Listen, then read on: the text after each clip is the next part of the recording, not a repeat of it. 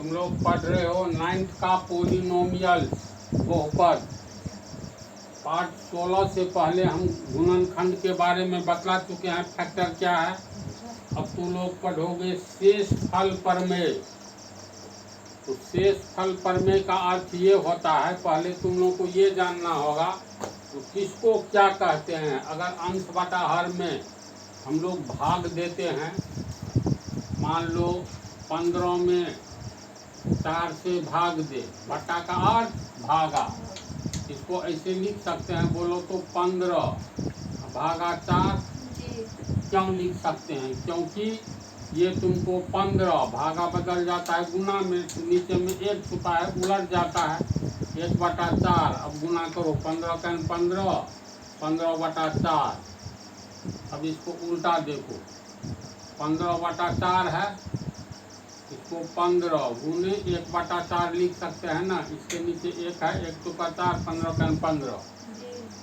इसके बाद फिर इसको हम लोग लिख सकते हैं 15 गुना को बदल दो भागा में, इसको उलट दो 4/1, 1 छिप गया, तो बात है बराबरे। तो अंश में जब हम लोग हर से भाग देते हैं तो क्या क्या हो मतलब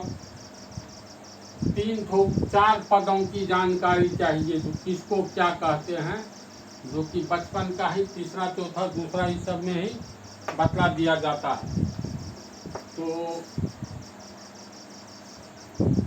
जैसे मान लो 15 में 4 से भाग दिए तो 4 तिया 12, कितना हुआ? 3 बचा। बीच वाला को क्या कहते हैं? बीच वाला को कहते हैं भाज्य।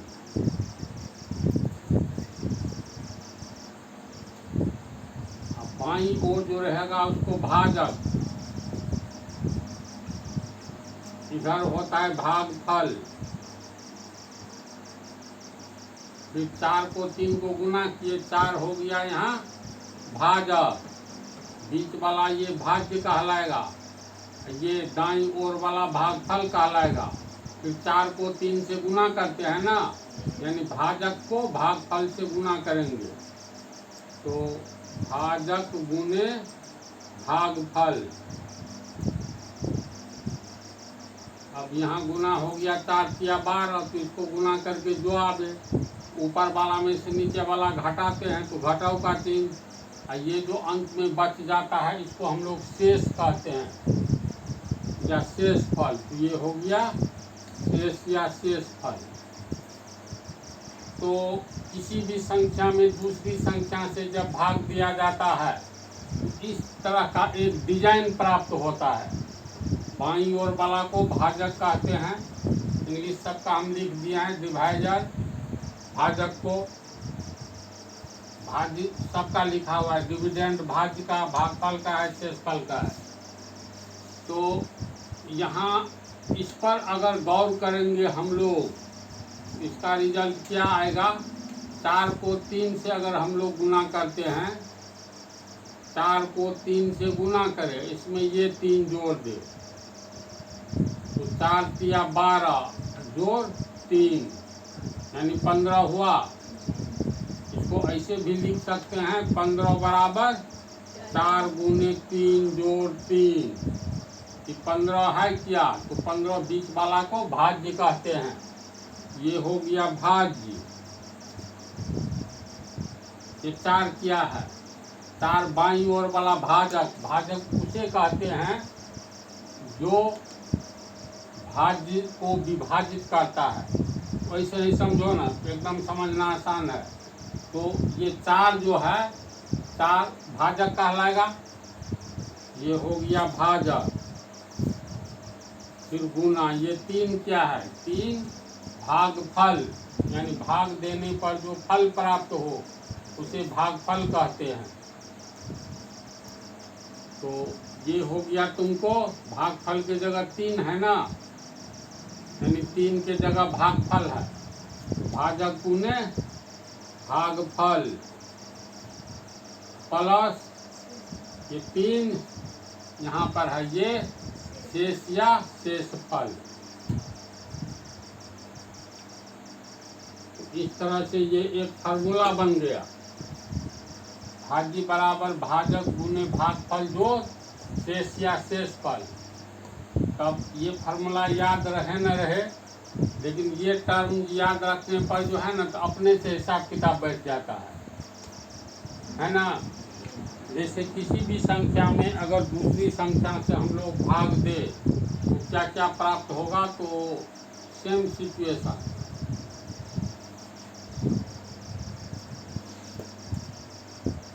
अगर हम लोग 20 में भाग देते हैं 5 से, तो 5 चौका 20, यहाँ शेषफल 0 हुआ, तो 5 चौका यानी 5 को 4 से गुना किए 20, 20 में से 20 घटाए 0, तो ये हो गया तुमको भाज्य, सॉरी भाजक, बीच वाला हो गया भाज्य, अंतिम वाला भागफल, ये शेष में 0 बचा, तो ये हो गया शेष। अब यहाँ पर ध्यान से देखो तो 5 चौका 20, यानी ये 20 जो है इसको हम लोग लिख सकते हैं 5 चौका 20 जोड़ 0, तो 20 जोड़ 0 20 हो गया। यहाँ पर ये फिर हो गया भाज्य, ये 5 भाजक, फिर गुना 4, तो ये हो गया भागफल, 0 हो गया शेष, है ना। ऐसी बात, इस तरह एक नया फार्मूला हो गया ये, तो तुम लोग को ध्यान में रखना है कि शेषफल प्रमेय में ये तो संख्या वाला भागा है ना, तो संख्या वाला भागा अगर हम लोग बहुपद में बहुपद से भाग दे तब की स्थिति में क्या होगा।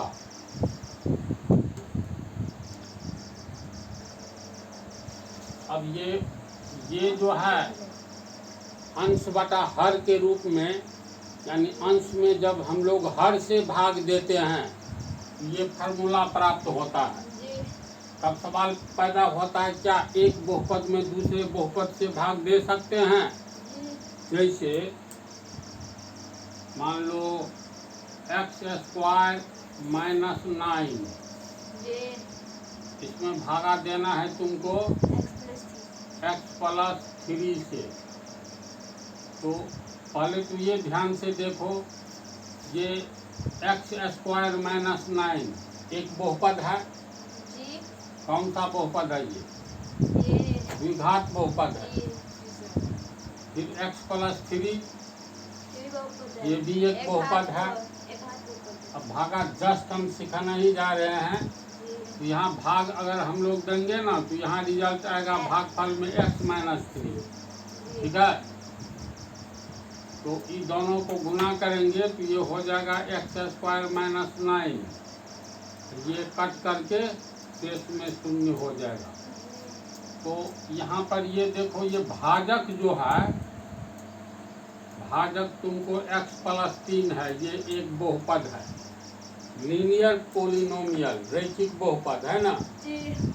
बीच वाला भाज्य जो है, भाज्य भी एक बहुपद है, x² माइनस 9 कौन सा बहुपद है? द्विघात बहुपद है। भागफल आया है x माइनस 3, ये भी बहुपद है। कौन सा बहुपद है? रैखिक बहुपद है। रैखिक बहुपद। इसका अर्थ है ये 0, ये 0 बहुपद है। ऐसा भी होगा जो शेष में कोई वेरिएबल आवे, मतलब x वेरिएबल है तो x से वेरिएबल शेष में आवे।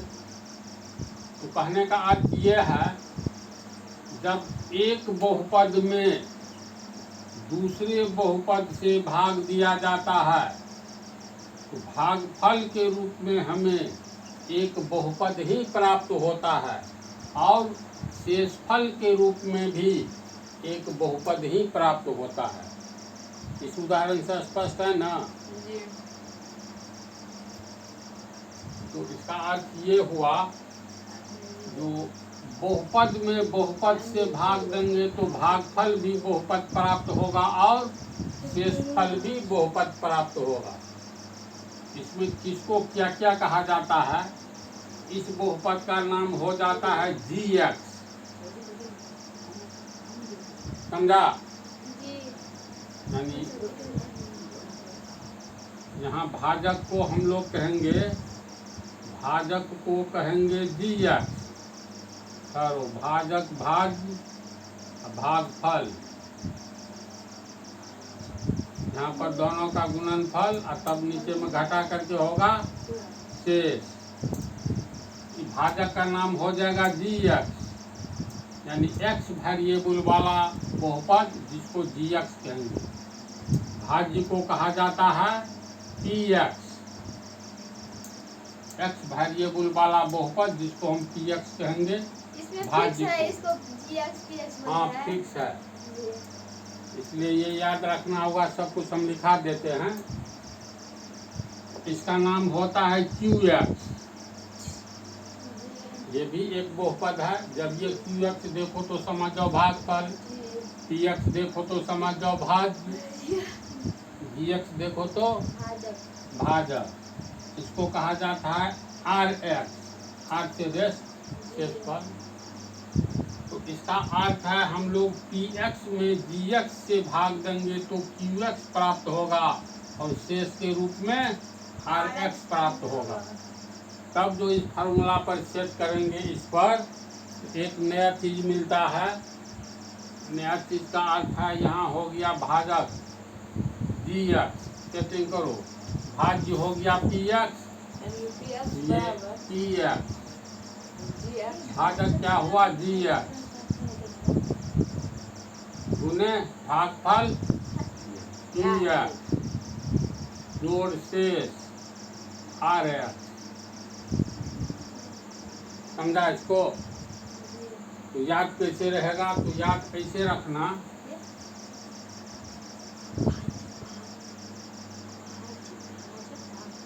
इसको याद रखना एक लाइन से।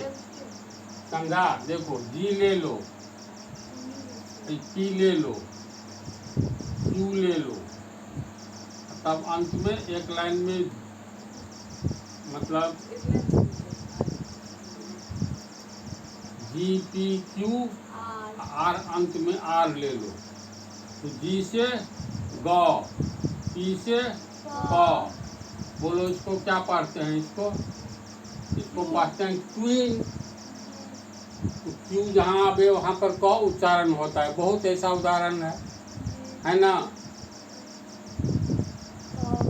तो ये हो गया क, R से हो गया र। तो याद रखना शेषफल ये शेषफल प्रमेय, इसमें ये फार्मूला याद रखना। गप कर, सब में X लगा देना, X वेरिएबल वाला। समझा इसको याद रखने का तरीका? गप कर, तो ये फार्मूला हुआ। तो निष्कर्ष ये हुआ, एक बहुपद में दूसरे बहुपद से भाग देंगे तो भागफल के रूप में हमें एक तीसरा बहुपद प्राप्त होगा और शेषफल के रूप में चौथा बहुपद प्राप्त होगा। तो संख्या में संख्या से तो भाग सब जानते हो, बहुपद में बहुपद से कैसे भाग दिया जाएगा इसको समझ गया ना? तो लोग इसका अर्थ जान गया, इसको क्या कहते हैं इसमें भी लिख दिए हैं।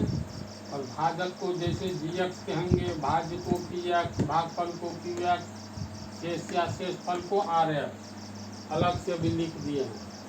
इतना को उतारने के बाद क्वेश्चन देखो, भाजक कब भाज्य का गुणनखंड कहलाता है? क्वेश्चन नंबर 1, चूंकि पोलिनोमियल बहुपद तुम लोग पढ़ रहे हो, तो एक बहुपद दूसरे बहुपद का गुणनखंड कब कहलाता है? अब इसको समझने के बाद, इसको समझना आसान है, इसके बाद हम भागा बतलाएंगे। ये क्वेश्चन है, भाजक कब भाज्य का गुणनखंड कहलाता है? तो भाजक होता है बाईं ओर,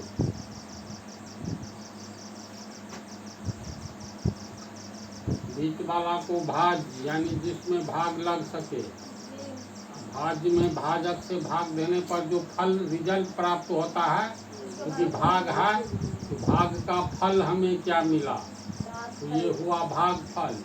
इसको गुना करके घटाएंगे तो जो बचता है शेष। मान लो पहला क्वेश्चन, जैसे भाजक, भाज्य का कब गुणनखंड कहलाता है। इसका अर्थ हुआ, अगर ये पूछा जाए 25 का एक गुणनखंड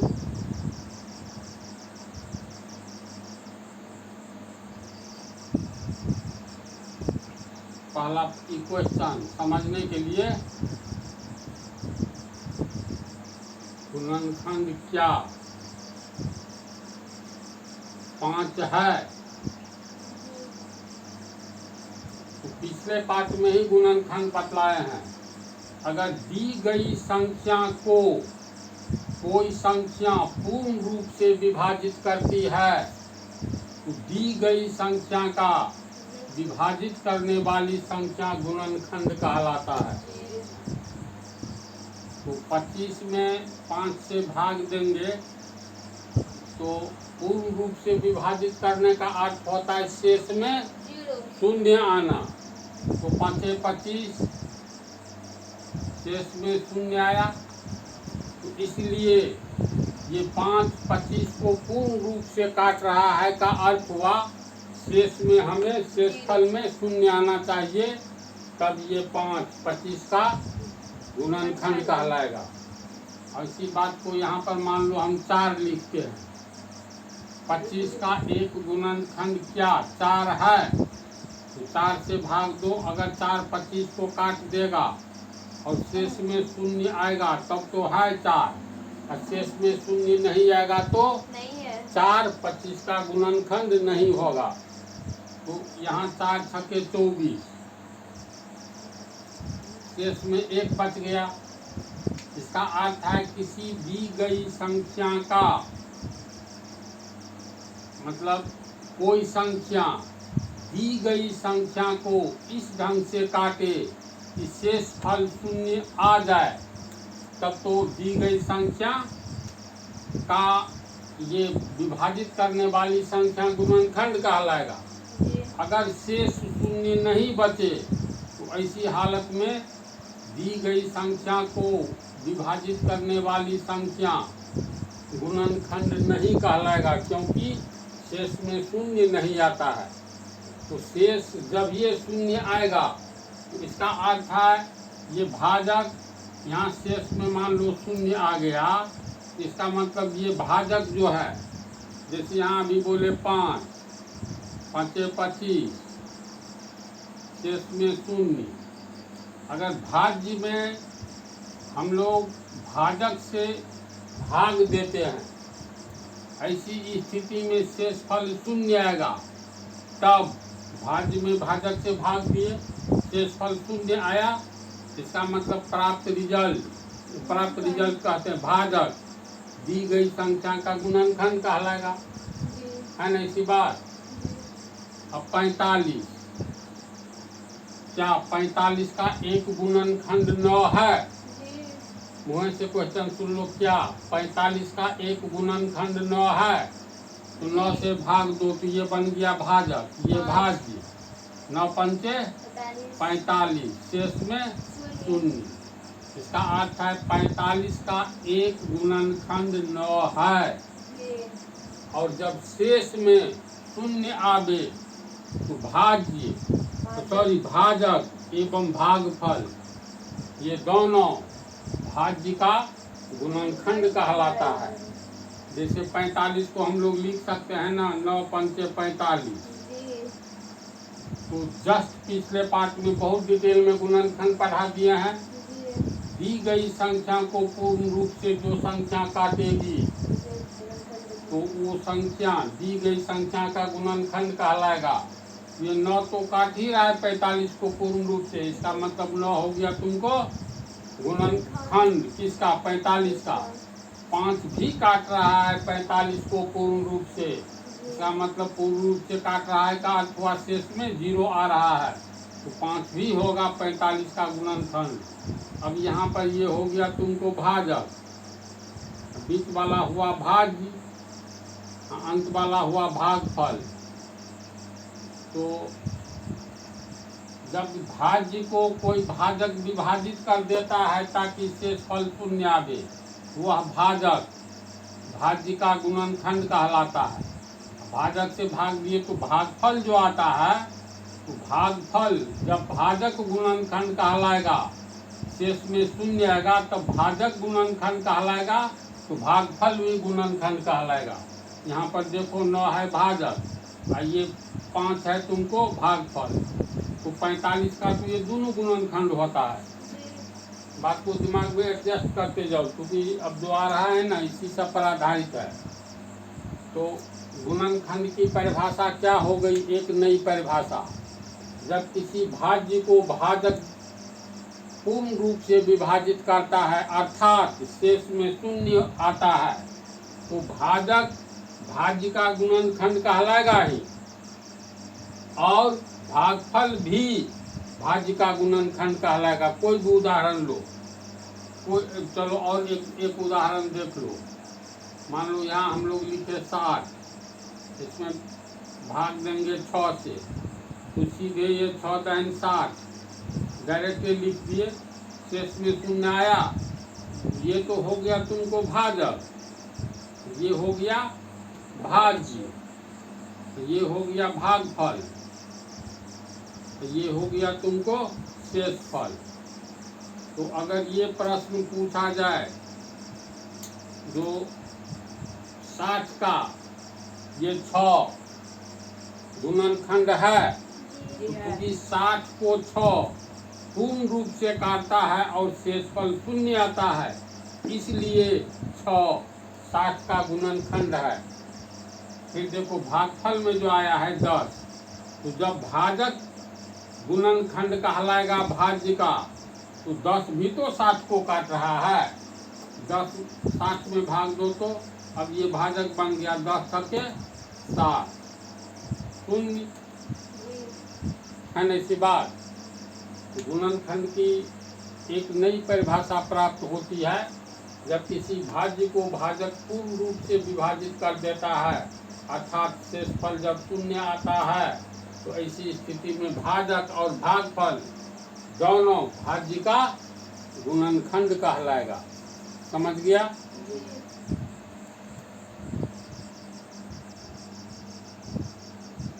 इसको अच्छी तरह पढ़ लोगे, समझ जाओगे।